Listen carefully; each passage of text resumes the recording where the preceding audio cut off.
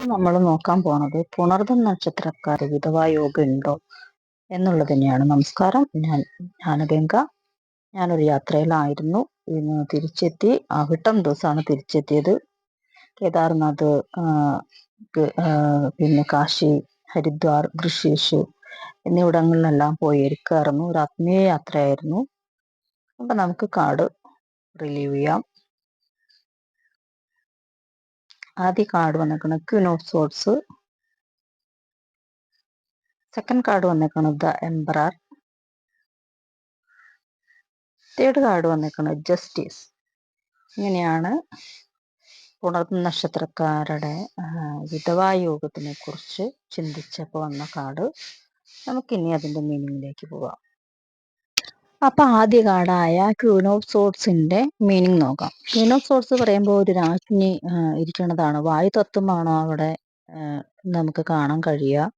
സത്യസന്ധമായ ഒരു വ്യക്തിയാണ് എന്ന് ഇത് അർത്ഥമാക്കുന്നുണ്ട്. അതുപോലെ തന്നെ ദൂരേക്കാണ് നോക്കുന്നത്. ഇത് നിങ്ങളെ ആർക്കും കബളിപ്പിക്കാൻ കഴിയില്ല എന്നതിനെ സൂചിപ്പിക്കുന്നുണ്ട്. ഒരു കൈ അന്തരീക്ഷത്തിലേക്ക് മലർത്തി പിടിച്ചിട്ടുണ്ട്. നിങ്ങൾ ഒരു ദീർഘവീക്ഷണമുള്ള ഒരു വ്യക്തിയാണ് എന്നതിനെ സൂചിപ്പിക്കുന്നുണ്ട്. അതുപോലെ തന്നെ നിങ്ങൾ കർശന മനോഭാവത്തിനുടമയും വികാരരഹിതയുമാണ്. ഈ പുണർന്ന നക്ഷത്രക്കാരെല്ലാവരും അങ്ങനെയാണ്. അവർക്ക് ഒരു ദീർഘവീക്ഷണം ഉണ്ടായിരിക്കും. അതേപോലെ തന്നെ അവർക്കൊരു കർശന മനോഭാവം ഉണ്ടായിരിക്കും. അതേപോലെ ഒരു എന്താ പറയുക, വികാരരഹിതയായിരിക്കും അവർ. കൂടുതലും അവർ വികാരത്തിന് അഡിക്റ്റ് ആവില്ല. അതുപോലെ തന്നെ നിങ്ങൾക്ക് നല്ല നിഷ്പക്ഷ ബുദ്ധിയാണ് ഉണ്ടാവുക. കാരണം ആര് പറഞ്ഞാലും നിങ്ങൾ അനുസരിക്കില്ല. പക്ഷെ നിങ്ങൾ നല്ല ബുദ്ധിയുള്ള ഒരു വ്യക്തിയാണ്. നിഷ്പക്ഷ ബുദ്ധിയാണ് നിങ്ങൾക്ക് കൂടുതലും ഉണ്ടാവുക. മറ്റുള്ള ഒരാളെ അനുസരിക്കാതെ നിങ്ങൾ ചിന്തിക്കും ഏതാണ് ന്യായം, ഏതാണ് തെറ്റ് എന്നുള്ളത് നിങ്ങൾ ചിന്തിച്ചിട്ട് മാത്രമാണ് നിങ്ങൾ തിരഞ്ഞെടുപ്പുകൾ നടത്തുക. അതുപോലെ മറ്റുള്ളവരായിട്ട് സംസാരിക്കാൻ നിങ്ങൾക്ക് നല്ലൊരു കഴിവുണ്ട്. അതായത് കാര്യങ്ങൾ പറഞ്ഞ് ഫലിപ്പിക്കാനുള്ളൊരു കഴിവ് ഈ പുണർദം നക്ഷത്രക്കാർക്കുണ്ട്. അതുപോലെ തന്നെ നിങ്ങൾക്ക് സത്യത്തെ, അതായത് ഈ ധർമ്മ പരിപാലനം ഭയങ്കരമാണ്. അല്ലെങ്കിൽ സത്യം മുറുകെ പിടിക്കുന്ന ആൾക്കാരായിരിക്കും ഈ പുണർദം നക്ഷത്രക്കാർ. അത് കാർഡിൽ തന്നെ കാണുന്നുണ്ട്. ക്വീൻ ഓഫ് സോർട്സ് ആണ് വന്നേക്കുന്നത്. ക്വീൻ ഓഫ് സോർട്സ് എന്ന് പറയുമ്പോൾ ധർമ്മത്തെയും സത്യത്തെയും മുറുകെ പിടിക്കുന്ന ഒരു വ്യക്തി എന്നതിനെയാണ് കാണിക്കുന്നത്. അതുപോലെ തന്നെ തുറന്ന മനസ്സിന് ഉടമയാണ്. നല്ല മനസ്സ്, എല്ലാവരും ഒരുപോലെ കാണാനും തുറന്ന മനസ്സിന് ഉടമയാണ് ഈ പുണർദം നക്ഷത്രക്കാർ. പക്ഷെ ഒരു കാര്യമുണ്ട്, ചില തുറന്നു പറച്ചിലുകൾ ചില ആൾക്കാർക്ക് ഇഷ്ടപ്പെടില്ല. ഇപ്പൊ നിങ്ങൾ ഇങ്ങനെയാണ്, നിങ്ങൾ അങ്ങനെയാണ് എന്നുള്ളത് ചില തുറന്നു പറച്ചിലുകൾ ചില ആൾക്കാർക്ക് ഇഷ്ടപ്പെടില്ലെങ്കിൽ പോലും നിങ്ങൾ എന്ന വ്യക്തി മനസ്സിലൊന്നും വെക്കാതെ നിങ്ങളത് ഓപ്പണായി പറയുന്ന ഒരു സ്വഭാവം കൂടിയുള്ള ഒരാളാണ്. അതുപോലെ നിങ്ങൾക്ക് ഏകാന്തത, ഈ പുണർദം നക്ഷത്രക്കാർക്ക് കൂടുതലും ഏകാന്തത ഇഷ്ടപ്പെടുന്ന ആൾക്കാരായിരിക്കും. അവരൊറ്റ ഇരിക്കാനും ഒറ്റയ്ക്ക് കാര്യങ്ങൾ ചെയ്യാനും ഒറ്റയ്ക്ക് കാര്യങ്ങൾ ഗ്രഹിക്കാനും കൂടുതലും അവർക്ക് ജീവിത പങ്കാളിൽ നിന്ന് കൂടുതൽ സപ്പോർട്ട് ഉണ്ടാവില്ല. ഈ പുണർദം നക്ഷത്രക്കാർ കൂടുതലും ഒരു 95% പേരും അവരൊറ്റയ്ക്ക് കാര്യങ്ങൾ ചെയ്യുന്ന ആൾക്കാരായിരിക്കും.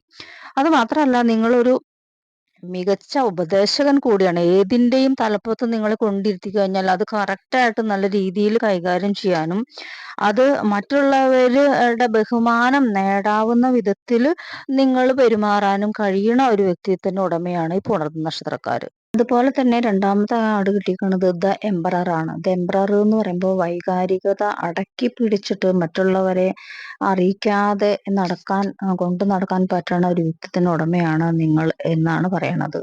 അതുപോലെ നിങ്ങൾ ബന്ധങ്ങൾ വളരെ ബലഹീനതയാണ് കാണിക്കുക. അതായത് ഒരു ബന്ധം നിങ്ങൾക്ക് ആത്മാർത്ഥമായിട്ട് ഒരാളോട് ഒരു ഇഷ്ടമോ സ്നേഹമോ തോന്നിയാൽ അതിൽ നിങ്ങൾ അഡിക്ഷൻ ആവും ചെയ്യും. ഇമോഷണലി വരുമ്പോൾ നിങ്ങളതൊരു ഇംബാലൻസിങ് ഇല്ലാതെ ചിലപ്പോ ഒക്കെ അതാണ് ആ ചുമന്ന വസ്ത്രം കൊണ്ട് ഒരു മറച്ച പോലെ കാണിക്കണത്. നിങ്ങളുടെ മനസ്സ് മറ്റുള്ള ഒരാൾ കാണാതിരിക്കാൻ വേണ്ടി മറച്ചു പിടിച്ചേക്കാണ്. നിങ്ങൾ എന്ത് തൊഴിൽ ചെയ്യുകയാണെങ്കിലും ആ തൊഴിൽ മേഖല നിങ്ങൾ പൊതുവെ എല്ലാത്തിനെ കുറിച്ച് നന്നായി അറിയണ ഒരാൾ, അല്ലെങ്കിൽ നിങ്ങൾ എന്താണ് ചെയ്യണത് അതിനൊരു കൃത്യനിഷ്ഠയോട് കൂടിയിട്ട് ചെയ്യണ ഒരു വ്യക്തിയും കൂടിയാണ് നിങ്ങൾ. അതുപോലെ തന്നെ നല്ല ഒരു അനുഭവ സമ്പത്ത് നിങ്ങൾക്ക് ഉണ്ടാവും. കാരണം നിങ്ങളുടെ ജീവിതം എപ്പോഴും നിങ്ങളുടെ ജീവിതം വെല്ലുവിളി നിറഞ്ഞ ലൈഫാണ്. അപ്പൊ അത് കാരണം കൊണ്ട് മറ്റുള്ളവർ നിങ്ങളെ നിയന്ത്രിക്കാൻ ശ്രമിക്കില്ലെങ്കിലും നിങ്ങൾ മറ്റുള്ളവരെ ഒരു നല്ലൊരു ഉപദേശമൊക്കെ നൽകി അല്ലെങ്കിൽ നിയന്ത്രിക്കാൻ അല്ലെങ്കിൽ ഒരു വീട്ടിലെ ഒരു ചുമതലയാണെങ്കിൽ നിങ്ങൾ മറ്റുള്ളവരെയൊക്കെ നന്നായി നിയന്ത്രിക്കാൻ പറ്റിയ ഒരു വ്യക്തിത്വത്തിന് ഉടമയാണ്. പക്ഷെ ചില സമയങ്ങളിൽ അനാവശ്യമായിട്ട് വികാരാധീന ആവും ചെയ്യും.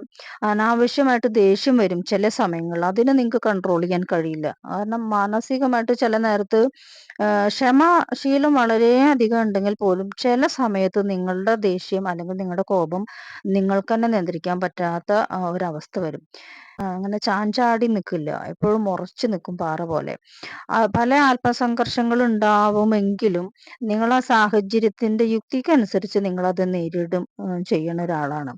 അപ്പൊ അത് കാരണം കൊണ്ട് പെട്ടെന്ന് നിങ്ങൾക്ക് ദേഷ്യം വരുമ്പോ ആ ദേഷ്യത്തെ മറികടക്കാൻ ഒരുപക്ഷെ നിയന്ത്രിക്കാൻ കഴിയാതെ ചില ദോഷവശങ്ങളും നിങ്ങളുടെ ജീവിതത്തിൽ നിങ്ങൾക്ക് അനുഭവിക്കേണ്ടി വന്നിട്ടുണ്ട്.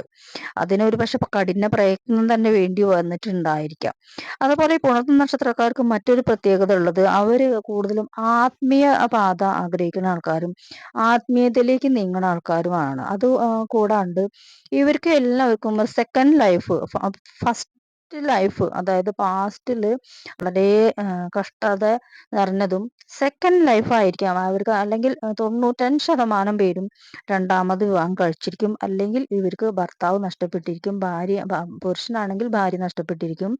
സ്ത്രീയാണെങ്കിൽ ഭർത്താവ് നഷ്ടപ്പെട്ടിരിക്കും. അപ്പൊ എപ്പോഴും ഒരു ഏകാമായിട്ട് അല്ലെങ്കിൽ ഒരു ഒറ്റപ്പെടൽ അനുഭവിക്കുന്ന ഒരു വ്യക്തിത്വത്തിന് ഉടമകളാണ് ഈ പുണർന്ന നക്ഷത്രക്കാർ. അപ്പൊ അവർക്ക് ലൗകിക ജീവിതത്തിൽ നിന്ന് മാറിയിട്ട് ആത്മീയമായിട്ട് കൂടുതലും ചിന്തിക്കുക അല്ലെങ്കിൽ അവർ സഞ്ചരിക്കുക. അപ്പൊ കുടുംബജീവിതം അവർക്ക് നല്ലതായിരിക്കില്ല. പുണർന്ന നക്ഷത്രക്കാർക്ക് എൻ്റെ ഈ റീഡിങ്ങും ടാരോയും നിങ്ങളുടെ എനർജിയൊക്കെ കണക്ട് ആവുന്ന ആൾക്കാർക്കാണ് ഇത് റെസിനേറ്റ് ആവുക.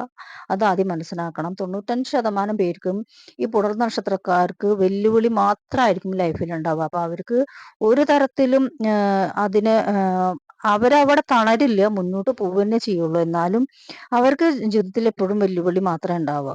അപ്പൊ വിവാഹ ജീവിതത്തിൽ അവരുടെ ജീവിത പങ്കാളി എപ്പോഴും അവർക്ക് ഫസ്റ്റ് ലൈഫിൽ ജീവിത പങ്കാളി എപ്പോഴും അവർക്ക് ദുരിതപൂർണമായ ജീവിതം മാത്രമാണ് ഉണ്ടായിരിക്കുള്ളൂ.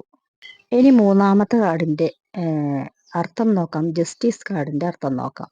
ഇത് സൂചിപ്പിക്കുന്നത് നിങ്ങളൊരു ശക്തമായ അതേപോലെ തന്നെ നല്ല വിവേകപൂർണമായ തീരുമാനങ്ങൾ എടുക്കാൻ പറ്റിയ ഒരു വ്യക്തിയാണെന്നാണ്. അതുപോലെ സത്യം, നീതി, നിയമം ഇതിനോടൊക്കെ നിങ്ങൾക്ക് നല്ല ഒരു ഇതിന്റെ ഒരു പ്രതീകം കൂടിയാണ് ആ കാർഡ് ജസ്റ്റിസ്. അപ്പൊ ഇത്തരം കാര്യങ്ങളൊക്കെ നിങ്ങൾ അനുസരിക്കാനും അല്ലെങ്കിൽ നിങ്ങളുടെ ജീവിതത്തിൽ അത് കൊണ്ട് നടക്കാനും തയ്യാറുള്ള ഒരു വ്യക്തിയാണ് നിങ്ങൾ. കാരണം ജസ്റ്റിസിന്റെ ഒരു കയ്യിലുള്ളത് യുക്തിബോധവും മറു കയ്യിലുള്ളത് നിഷ്പക്ഷതയാണ്. അപ്പൊ നിങ്ങൾ എപ്പോഴും നിഷ്പക്ഷതയുടെ പക്ഷത്തായിരിക്കും. പക്ഷെ ഇവിടെ നിങ്ങൾ ശ്രദ്ധിക്കണം, ഈ പുണർന്ന നക്ഷത്രക്കാർ ശ്രീരാമചന്ദ്രന്റെ നക്ഷത്രം ഉള്ള ആൾക്കാരാണ്. പൊതുവെ ഇന്ന് ഞാൻ ഈ വീഡിയോ ചെയ്യണ അന്ന് തിരുവില്ലാമല ത്തെ ഉത്സവം കൊടിയേറുകയാണ്. ഇന്നത്തെ ദിവസം കേരളത്തിലെ ആദ്യത്തെ ഉത്സവം കൊടിയേറുന്ന ആണ് തിരുവില്ലാമല. അപ്പോൾ ഒരു നിമിത്തമായിരിക്കാം പുണർന്ന നക്ഷത്രക്കാരെ കുറിച്ചിട്ടുള്ള ഈ ഒരു വീഡിയോ ചെയ്തത്. അപ്പോ ഇവിടെ എന്താണെങ്കിലും ശ്രീരാമചന്ദ്രന് ഭാര്യ നഷ്ടപ്പെടുന്നുണ്ട്. പിന്നീട് അവർ ഒന്നിച്ച് മഹാവിഷ്ണു ആയിട്ടുള്ള ശ്രീരാമചന്ദ്രന്റെ മഹാവിഷ്ണു സങ്കല്പത്തില് ലക്ഷ്മിയാണ് വരുന്നത്. പിന്നെ നഷ്ടപ്പെട്ട ഭാര്യയെ പിന്നെ തിരിച്ചു കിട്ടണില്ല. അതുപോലെ തന്നെയാണ് പുണർന്ന നക്ഷത്രക്കാർക്കും. അവർക്ക് ലോങ് ലൈഫ് അവർക്ക് എപ്പോഴും പ്രശ്നങ്ങളായിരിക്കും. അവരുടെ ദാമ്പത്യ ജീവിതം അവർക്ക് സുഖകരമായിരിക്കില്ല. എപ്പോഴും പ്രശ്നങ്ങൾ ഇങ്ങനെ വന്നുകൊണ്ടേയിരിക്കും. ഇതുപോലെ തന്നെ വിധവാ യോഗം കൂടുതലാണ് ഈ പുണർന്ന നക്ഷത്രക്കാർക്ക്. അവരെ സംബന്ധിച്ച് മിക്കവാറും ഭർത്താവ് നഷ്ടപ്പെടും. ഒന്നില്ലെങ്കിൽ ഡിവോഴ്സ് ആവും, അല്ലെങ്കിൽ ഭർത്താവ് മരിച്ചിരിക്കും. അവരുടെ ഏകദേശം തന്നെയാണ് ആ യൗവനത്തിൽ തന്നെയാണ് ഭർത്താവ് നഷ്ടപ്പെടുന്നത്. അപ്പൊ കാലഘട്ടം കഴിയണില്ല.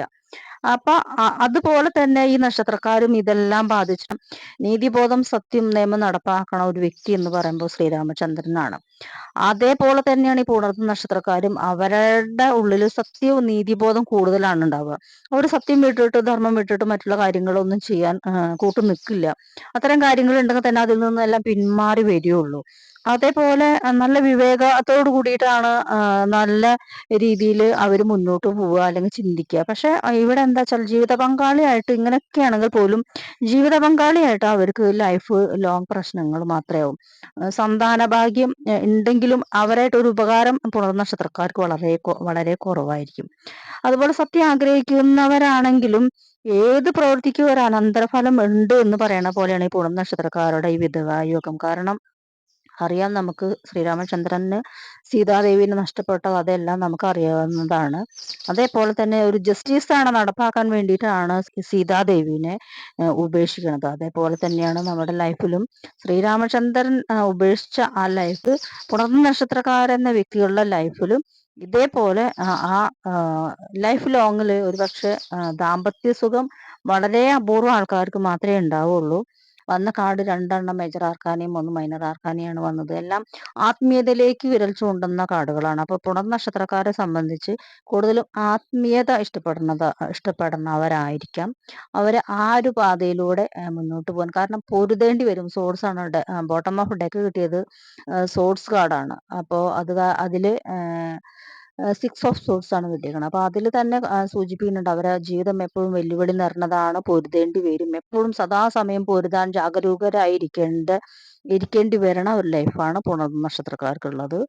അപ്പോൾ ആദ്യമായിട്ടാണ് എന്നെ കാണണമെങ്കിൽ ഒന്ന് സബ്സ്ക്രൈബ് ചെയ്ത് എന്നിട്ട് വേണം ഒന്ന് വാച്ച് ചെയ്യാൻ. ഇഷ്ടപ്പെട്ടാൽ കമൻറ്റ് ചെയ്യാനും ലൈക്ക് ചെയ്യാനും നിങ്ങളുടെ അനുഭവങ്ങളൊന്ന് കമൻ്റായിട്ട് കാരണം നിങ്ങളുടെ അനുഭവങ്ങളെല്ലാം വിലയേറിയ നിർദ്ദേശങ്ങളാണ്. അപ്പോൾ അതൊന്ന് കമൻ്റായിട്ട് രേഖപ്പെടുത്തുക. മറ്റൊരു വീഡിയോയുമായിട്ട് നമുക്ക് വീണ്ടും കാണാം. നന്ദി, നമസ്കാരം.